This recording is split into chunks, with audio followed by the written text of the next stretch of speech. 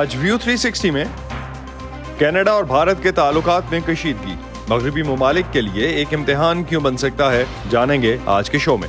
بھارت کو قانون اور بیرونی ریاستوں کی خود مختاری کو نظر انداز کرنے کی اجازت نہیں دی جا سکتی۔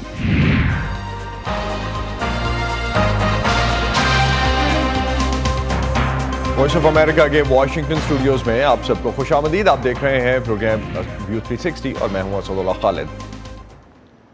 کینیڈا کی طرف سے بھارتی حکومت پر کینیڈا کے اندر ایک سکھ رہنما کے قتل میں ملوث ہونے کے الزام کے بعد دونوں ممالک کے درمیان تعلقات کشیدہ ہیں۔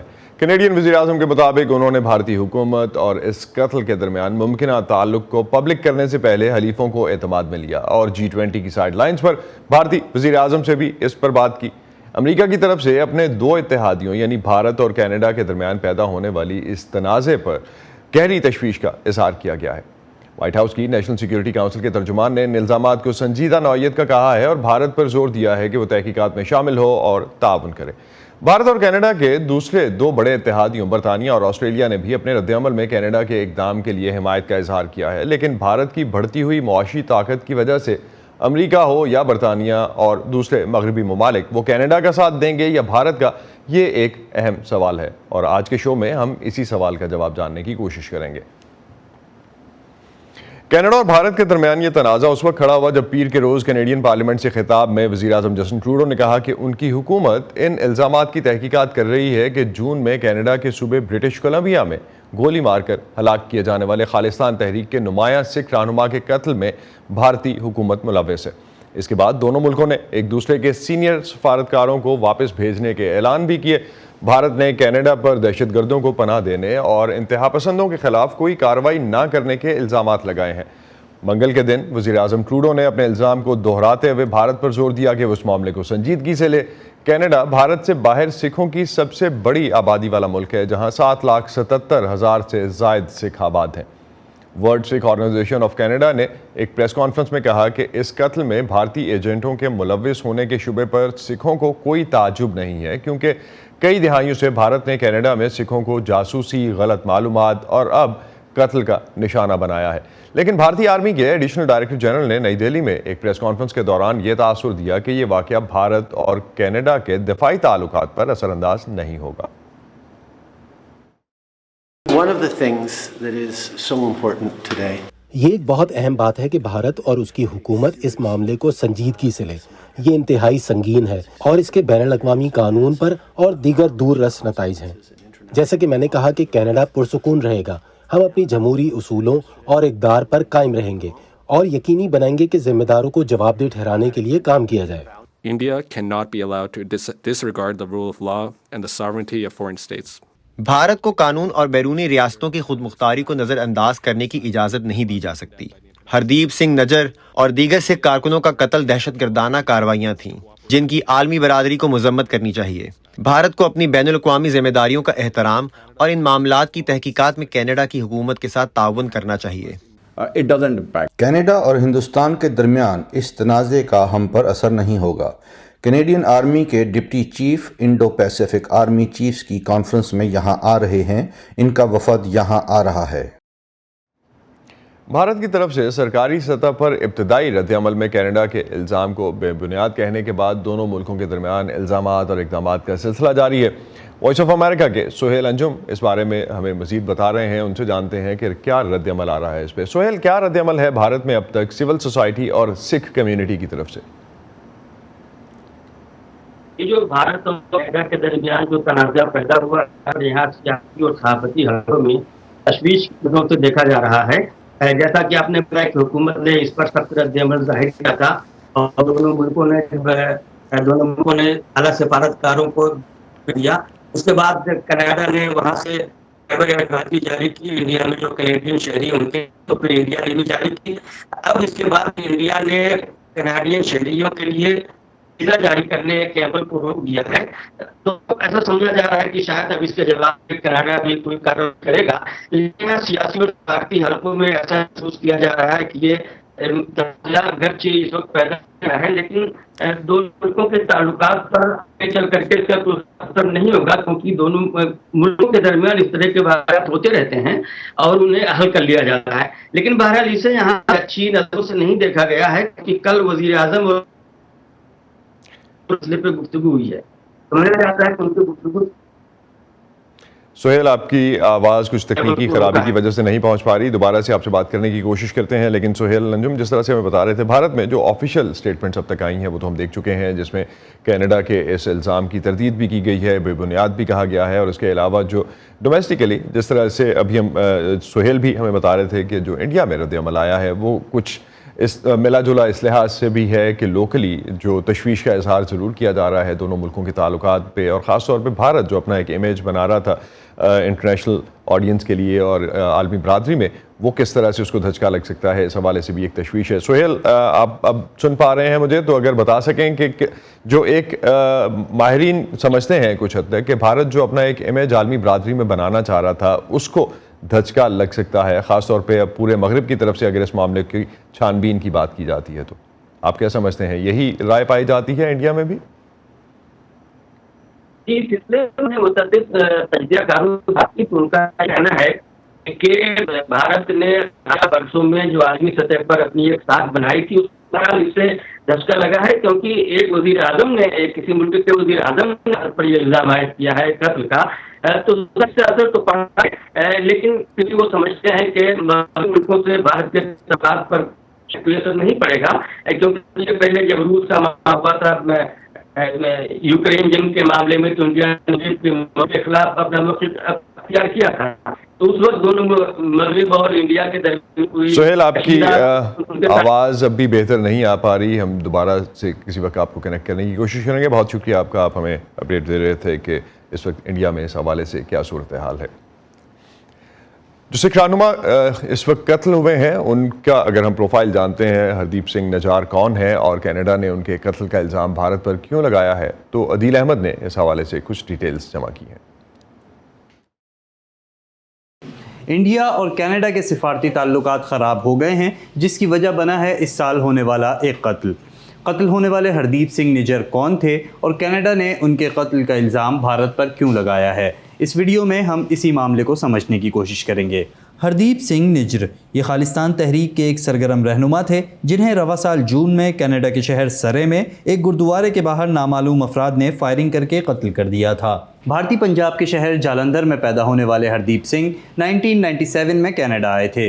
कनाडा में वो प्लम्बिंग का काम करते थे और जिस गुरुद्वारे के बाहर उन्हें कत्ल किया गया वो उसकी इंतज़ामी कमेटी के सरबराह भी थे। लेकिन हरदीप सिंह खबरों में आए खालिस्तान तहरीक के एक सरगर्म रहनुमा की हैसियत से। अगर आपको खालिस्तान का नहीं पता तो ये वो तहरीक है जो भारत में सिखों का एक अलहदा मुल्क बनाने के लिए काम कर रही है। इस तहरीक के हामी भारतीय पंजाब और दीगर इलाकों को मिलाकर एक अलग मुल्क बनाना चाहते हैं जिसे वो खालिस्तान कहते हैं। जाहिर है कि भारत में इस तहरीक पर पाबंदी है, लेकिन खालिस्तान के हामी अक्सर दूसरे मुल्कों में मुजाहरे करते रहते हैं। हरदीप सिंह का नाम सबसे पहले 2020 में सामने आया। भारत में उस वक्त किसानों की तहरीक चल रही थी, तो भारतीय हुक्काम ने हरदीप सिंह पर शहरियों को रियासत के खिलाफ उकसाने का इल्ज़ाम लगाया और उन पर पंजाब में मुकदमा भी दर्ज हुआ। फिर इन्हीं इल्ज़ामात की बुनियाद पर भारत ने हरदीप सिंह को दहशतगर्द करार दिया और उनकी गिरफ्तारी में मदद करने पर $16,000 के इनाम का ऐलान किया।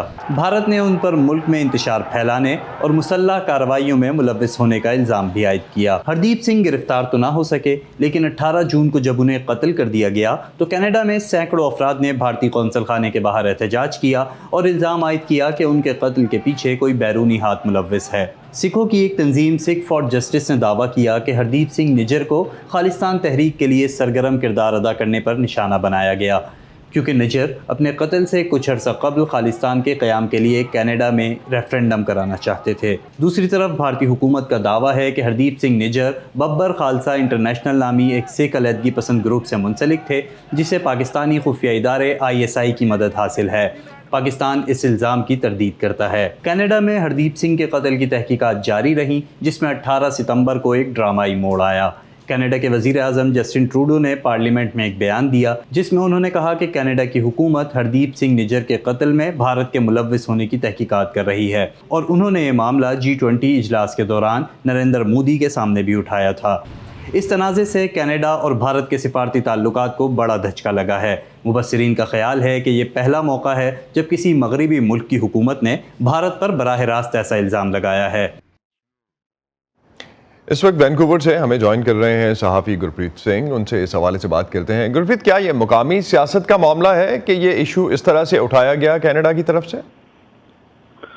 اسد بھائی، پہلے تو آپ کا بہت شکریہ، آپ پلیٹ فارم دے رہے ہیں، مہربانی آپ کی۔ دیکھیے، ایسا ہے کہ ہردیپ سنگھ نجر کا قتل جب 19 جون کو ہوتا ہے تو ایک ضروری بات آپ کے لیے جاننی ہوگی کہ 18 مئی کو یعنی ایک مہینہ پہلے انہوں نے مجھے ایک انٹرویو دیا تھا جس میں انہوں نے صاف کہا تھا کہ مجھے نشانہ بنایا جا سکتا ہے، اور اس کی وجہ یہ تھی کہ ان دنوں پرمجیت سنگھ پنجوڑ جو خالصتانی لیڈر تھے پاکستان میں، ان کا قتل ہوا تھا۔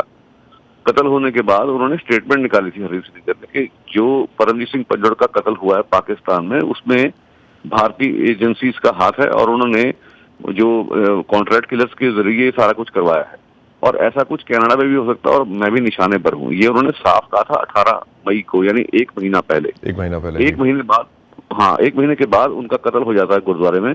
مجھے کوئی حیرانی نہیں ہوئی تھی، میرے لیے شاکنگ نیوز ضرور تھی یہ، پر حیرانی نہیں ہوئی کہ وہ بار بار یہ بات زور دے کے کہہ رہے تھے کہ ایسا کچھ کینیڈا میں بھی ہو سکتا ہے۔ اب یہ گھٹنا دیکھیے، اب 3 مہینے پہلے ہوئی ہے والی، ہے نا، 3 مہینے پہلے۔ ان دونوں میں یہ ہو گیا کہ G20 کا ایک سمٹ آ گیا جس کی وجہ سے ٹروڈو کو ہندوستان جانا پڑا۔ اب جب وہاں گئے تو انہوں نے مودی کو بتا دیا کہ ہم لوگ اس بارے میں غور کر رہے ہیں کہ آپ کی طرف سے الزام لگ رہا ہے کہ آپ کی سرکار یہاں کے اندرونی معاملوں میں دخل دے رہی، ٹھیک ہے۔ اس کے بعد یہ بات بگڑتی چلی گئی۔ جب وہ واپس آئے تو آپ دیکھیے ایک پٹیشن چلائی گئی ہردیپ سنگھ نجر کے سپورٹرز کی طرف سے جس میں یہ مانگ رکھی گئی تھی کہ اس میں انٹرنیشنل جو ایجنسیز کی انوالومنٹ کو دیکھا جائے۔ تو یہ جو پٹیشن تھی، آپ کے لیے جاننا ضروری ہوگا کہ جو لبرل ایم پی ہیں، جو ٹروڈو کی گورنمنٹ میں ایم پی ہیں، سکھ دھالیوال نیوٹن سے ہی جہاں یہ گرودوارا ہے، انہوں نے جو پٹیشن کو اسپانسر کیا تھا، اس پٹیشن کے لیے ریکوائرمنٹ تھی 500 سگنیچرز کی، لیکن 1000 سے اوپر سگنیچر ہوئے اور اس کا جواب پارلیمنٹ نے دینا تھا۔ سو یہ سارا کچھ آپس میں مطلب کنیکٹڈ ہے۔ تو جب ڈومیسٹک پالیٹکس بھی اس میں انوالو ہے، اور سب سے بڑھ کے چونکہ اس سے پہلے جس طرح سے آپ نے ذکر کیا کہ ایک انٹرویو میں وہ آپ کو واضح طور پہ یہ کہہ چکے ہیں، تو کیا رائے کیا پائی جاتی ہے اس وقت سکھ کمیونٹی کی اس کیس کے بارے میں؟ سکھ کمیونٹی کی جو براڈلی رائے یہی ہے جو ہردیپ سنگھ نجر کے قتل کے بعد محسوس کر رہے تھے کہ انڈین ایجنٹس کافی لمبے عرصے سے مداخلت کرتے ہیں، اس کی بالکل انویسٹیگیشن ہونی چاہیے۔ سو ایک طریقے سے جو ٹروڈو نے جب یہ کہا ہے تو ونڈیکیٹ ہوئے ہیں ہردیپ سنگھ نجر پوسٹمسلی، اور ساتھ کے ساتھ وہ کمیونٹی کے لیڈر بھی ونڈیکیٹ ہوئے ہیں جو پہلے دن سے یہ کہتے آ رہے ہیں کہ اس کے پیچھے انڈین ایجنسیز کا ہاتھ ہو سکتا ہے۔ سو اس کی روشنی میں جب یہ انویسٹیگیشن چلی ہے تو کینیڈین ایجنسیز نے باقاعدہ گلوبل میل اخبار کو پہلی بار رپورٹ دی اور کہا کہ ہم لوگ اس ٹریک پہ کام کر رہے ہیں، ہمارے پاس پختہ ثبوت ہیں کہ انڈین ایجنٹس انوالو ہو سکتے ہیں۔ اسی کی روشنی میں جو جسٹن ٹروڈو نے یہ بیان دیا ہے، جو لوگ اس کو ڈومیسٹک پالیٹکس سے جوڑ رہے ہیں ان کو اتنا پتا ہونا چاہیے کہ سکھوں کی پاپولیشن کینیڈا میں 2% ہے، اور وہ بھی ساری کی ساری پرو خالصتان نہیں ہے۔ تو ضروری نہیں ہے اس سے ٹروڈو کو بہت فائدہ ہونے والا ہے، کیونکہ ٹروڈو تو پہلے ہی پولز بھی نیچے جا رہے ہیں۔ اس ایسے موقع پہ وہ ایسی بیٹ کیوں لگائیں گے کہ جس کی وجہ سے ساؤتھ ایشین کمیونٹی میں ان کی پاپولیرٹی اور بھی زیادہ کم ہو جائے؟ یہ سوچنے والی بات ہے۔ تو آپ سمجھتے ہیں کہ یہ ڈومیسٹک پالیٹکس سے جڑا ہوا نہیں ہے۔ بہت بہت شکریہ گرپریت، آپ ہمارے ساتھ تھے وینکوور سے۔ بہت مہربانی آپ کی۔ جی، کینیڈا کا یہ کہنا کہ اس نے امریکہ کو بھی ہردیپ سنگھ نجر کے قتل کے حوالے سے ہونے والی تحقیقات میں شامل کیا تھا، تو امریکہ کے لیے اور مغربی دنیا کے لیے کتنا مشکل ہوگا ایک واضح سٹانس لینا، اس معاملے پر بات کرتے ہیں۔ اس وقت ہمارے ساتھ سید محمد علی موجود ہیں، ان سے بھی جانتے ہیں کہ انٹرنیشنل ریلیشنز کس طرح سے اس کے بعد شیپ اپ ہوں گے۔ علی، بھارت اور کینیڈا کے تعلقات کتنے اہم ہیں باقی دنیا کے لیے؟ دنیا کے لیے تو جی اگر آپ بین الاقوامی سطح پر دیکھیں تو جو G7 ہے اور اس کے بعد پھر جو G20 ہے اس میں انڈیا کی شراکت ہے، اور اب کیونکہ نارتھ امریکن الائنس اور یورپین الائنس اگر ایک جو پوسچر ہو رہا ہے چین کے خلاف، تو وہ دنیا کے لیے تو اتنا شاید اہم نہیں ہے، مگر یہ ہے کہ کینیڈا اور انڈیا کا آپس میں اچھا بھلا ان کا جو ہے وہ لین دین ہے، بلکہ وہ کوشش کر رہے تھے کہ اس لین دین کو بڑھایا جائے۔ اور پچھلے 1-2 سالوں میں ڈیفنس پیکٹس بھی ہوئے ہیں, اکنامک پیکٹس بھی ہوئے ہیں کہ آپس میں ان کا جو اشتراک ہے معاشی سطح پر وہ اور مضبوط کیا جائے. بلکہ بالخصوص انڈیا تو یہ چاہ رہا تھا کہ جس طرح امریکہ کے ساتھ انہوں نے بات کی کہ کینیڈین ڈیفنس انڈسٹری بھی جو ہے وہ انڈیا کے اندر اب پروڈکشن شروع کرے, تو یہ چیزیں جو ہیں اب ان کو تو دھچکا لازماً لگے گا. تو امریکی صدر جو حال ہی میں G20 میں شرکت کے لیے بھارت میں تھے, انہوں نے دلی میں بھارت کے انسانی حقوق کی خلاف ورزی جو بھارت کے اندر اگر ہو رہی ہے تو اس سے متعلق کوئی بیان نہیں دیا تھا. انہیں اس حوالے سے بات کرنے کے لیے ملک سے جانے تک کا انتظار کرنا پڑا. امریکہ کے لیے کتنا مشکل ہے دونوں ممالک کے ساتھ تعلقات کو بہتر رکھنا؟ دونوں ہی الائز ہیں اس کے. کے لیے مشکل تو ڈیفینیٹلی ہے جی, مگر یہ کہ امریکہ نے یہ پہلی بار نہیں کیا. کئی سالوں سے دیکھیے جو Congress mandated United States international commission for religious freedom ہے, وہ اسٹیٹ ڈپارٹمنٹ کو ریکمینڈ کرتی ہے کہ ان ممالک کے اندر جو ہے وہ ریلیجس رائٹس جو ہیں وہ پامال ہو رہے ہیں. تو اس پر سعودی, روس, ایران, پاکستان سارے ممالک ہیں. اور یہ US سرف جو ہے جو سرکاری ادارہ ہے وہ اسٹیٹ ڈپارٹمنٹ کو کہتا رہا ہے چند سالوں سے, سیکرٹری پومپیو کو, سیکرٹری بلنکن کو, مگر وہ انڈیا کو اس فہرست پہ شامل نہیں کرتے. اور یہ ہے, اور یہ جو امریکہ اب جب صدر بائیڈن گئے بھی ویتنام جا کر بھی تو انہوں نے 2600 لفظوں کا یہ تقریر کی, اس میں سے کچھ 100 لفظ تھے جو ہیومن رائٹس پر بات ہوئی, وہ بھی بڑے دبے الفاظ میں. اور اب یہ پھر واضح ہو جاتا ہے نا کہ اپنے مقاصد کے لیے جو ہے وہ پھر جو مشکل چیز ہے, بری چیز ہے, اس کو اگنور کیا جائے. تو اس پہ نہ صرف اثر ان دونوں ممالک کے اندر ہوگا, ویتنام میں اور بالخصوص انڈیا میں جہاں پر بہت برا حال ہے, مگر پھر یہ کہ باقی ممالک بھی کہتے ہیں کہ جی آپ تو فیئر ہی نہیں ہیں. اور بہت سارے ملکوں نے اس طرح کی انگلی امریکہ کے اوپر اٹھائی ہے کہ آپ تو سیاسی بنا پر جو ہے وہ الزامات لگاتے ہیں. تو علی, دونوں ملکوں کی مقامی سیاست کے حوالے سے بھی بات ہو رہی ہے کہ دونوں ملکوں کی مقامی سیاست جو ہے اس کا بھی اس میں ہاتھ ہو سکتا ہے اس معاملے کے یہاں تک پہنچنے میں اور سفارتی سطح پر اس کے حل نہ ہونے میں. آپ کا کیا خیال ہے, ایسا ہو سکتا ہے؟ جی کچھ حد تک تو ہے. ایک تو وہ ایک انسانی سطح پر بھی دیکھیے ٹروڈو اور مودی کی کافی عجیب سی ریلیشن شپ رہی ہے. جس طرح اوباما اور نیتن یاہو کی ریلیشن شپ سٹرینڈ نظر آتی تھی, تو ٹروڈو اور مودی کا بھی یہی حال ہے. وہ جو صحافی تو اس کا مذاق بھی اڑاتے رہے کہ مودی ان کو گپھی ڈالنے کی کئی بار کوشش کر چکا ہے اس بار اور پہلے بھی. ٹروڈو ذرا فرسٹری رہے ہیں, اس بار تو ان کا جہاز خراب ہو گیا, انہوں نے مودی صاحب کا جہاز نہیں لیا. تو انڈیا میں تو وہ مرچ مسالہ لگ رہا تھا کہ یہ ٹروڈو کیسا بندہ ہے, کیونکہ وہ 2018 میں آئے تھے تو بڑا دیسی لباس پہن لیا, پھر غلطی سے نیو دہلی میں آفیشل ڈنر پہ ایک سکھ کو ہی بلا لیا جن کا پہلے سیپریٹسٹ ایسپریشنز تھی. تو یہ کافی کشیدگی دیر سے چل رہی ہے. ٹروڈو کا یہ ہے کہ وہ اتنے جو ان کے الفاظ ہیں اور جو ان کا اگر مجھے لاسٹ پہ ایک چیز اگر آپ بتا سکیں کہ عالمی قوانین جو ہیں وہ کیا کہتے ہیں اس معاملے میں, کسی ملک کا کسی دوسرے ملک کے کسی شہری کو قتل کروا دینا؟ جی میں اس پہ صرف یہ ہے تو میرا یہ خیال ہے کہ یہ چیزیں ہیں اور ٹروڈو ان پاپولر بھی ہو رہے ہیں ملک میں, مگر یہ ہے کہ یہ ایک چیز اس طرح کی ہے. اور یہی آپ کا جو دوسرا سوال ہے کہ دیکھیے انٹرنیشنل لا میں ایک سوورینٹی, ایک ملک ہے اس میں ایک اور ملک جا کر نہیں مار سکتا کسی بندے کو, مگر یہ ہے کہ جو 9/11 کے بعد اس سے پہلے بھی امریکہ نے ساؤتھ امریکہ میں کتنے لوگوں کو اڑایا. مگر یہ ہے کہ اب جب کشوشگی کا مسئلہ ہو گیا تھا یہ سعودی جی مگر یہ ہے کہ ڈرون سٹرائکس کتنی ہوتی ہیں. آپ سمجھتے ہیں کہ اس کا پریسیڈنس ہے, لیکن اس حوالے سے جو سوورن قوانین ہیں وہ ڈیفینیٹلی کچھ اور کہتے ہیں. بہت بہت شکریہ سید محمد علی, آپ ہمارے ساتھ تھے اور اس حوالے سے ہم سے بات کر رہے تھے. بھارت میں مذہبی آزادی کی بڑھتی ہوئی خلاف ورزیوں کی نشاندہی بین الاقوامی مذہبی آزادی پر امریکی کمیشن یوسف کئی سالوں سے اپنی سالانہ رپورٹ میں کرتا آیا ہے. علی بھی کچھ دیر پہلے اسی حوالے سے بات کر رہے تھے. تو مذہبی آزادی کے گراف میں تنزلی کی وجہ سے یوسف نے حال ہی میں ایک کانگریشنل ہیئرنگ بلائی جس کا مقصد امریکی قانون سازوں کو اس صورتحال سے آگاہ کرنا تھا۔ صبا شاہ خان اس بارے میں ہمیں مزید بتا رہی ہیں۔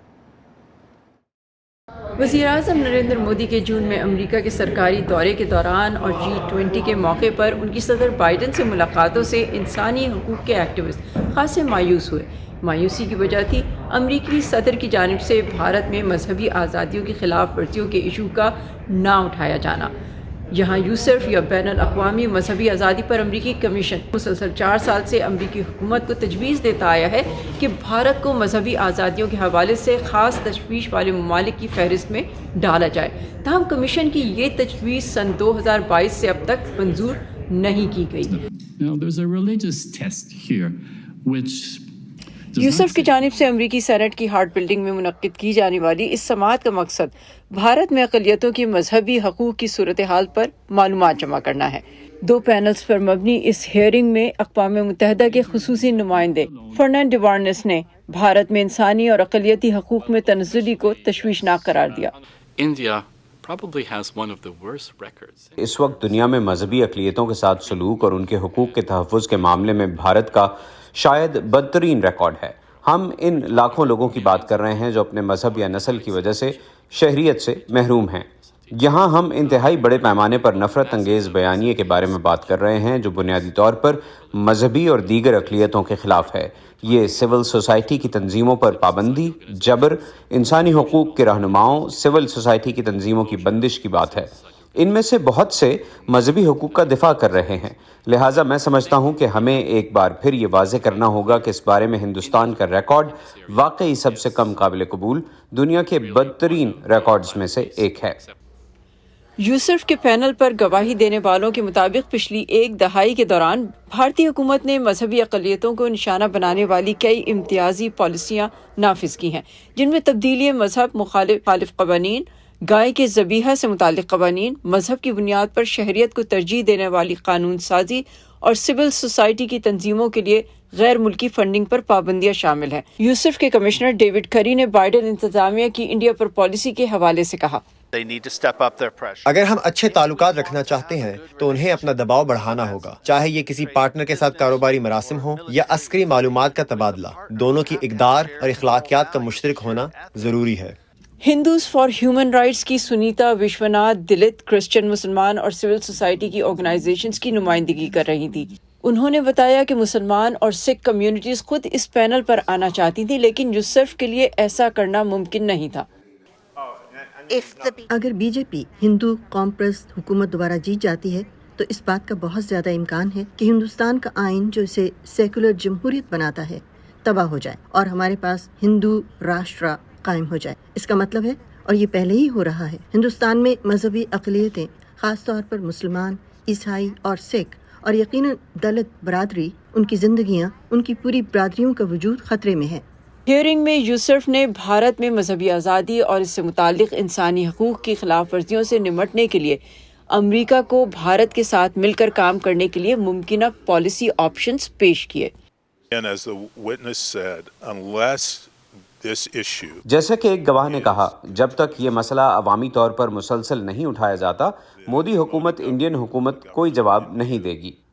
لہٰذا ہمارا کمیشن جتنا زیادہ، دنیا بھر کے دیگر سٹیک ہولڈرز، دنیا بھر کی حکومتیں جتنا زیادہ اسے اٹھائیں گی، اس معاملے کو روشنی میں لائیں گی اور مودی سرکار سے اپنے شہریوں پر ہونے والے اس ظلم کو روکنے کا مطالبہ کریں گی، تبدیلی کا امکان اتنا ہی زیادہ ہے کیونکہ وہاں تبدیلی آنی چاہیے۔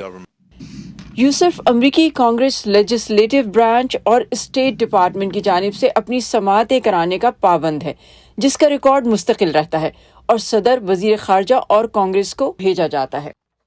صبا Shah Khan, voice of America, Washington. اسی پر ختم کرتے ہیں آج کا ویو 360۔ اسٹے سیف اور پاکستان اور خطے سمیت دنیا بھر کی اہم خبروں اور دلچسپ معلومات کے لیے آپ آ سکتے ہیں ہماری ویب سائٹ urdu.voa.com پر۔ یہ سارا کانٹینٹ آپ کو ملے گا ہمارے سوشل میڈیا پلیٹ فارمز پر بھی، facebook.com/VOA Urdu، یوٹیوب پر ہمارا چینل ہے VOA Urdu کے نام سے، اور ٹویٹر، انسٹاگرام پر ہمارا ہینڈل ہے @VOA Urdu۔ اب تک کے لیے اتنا ہی ہے۔ اسد اللہ خالد کو اجازت دیجیے، خدا حافظ۔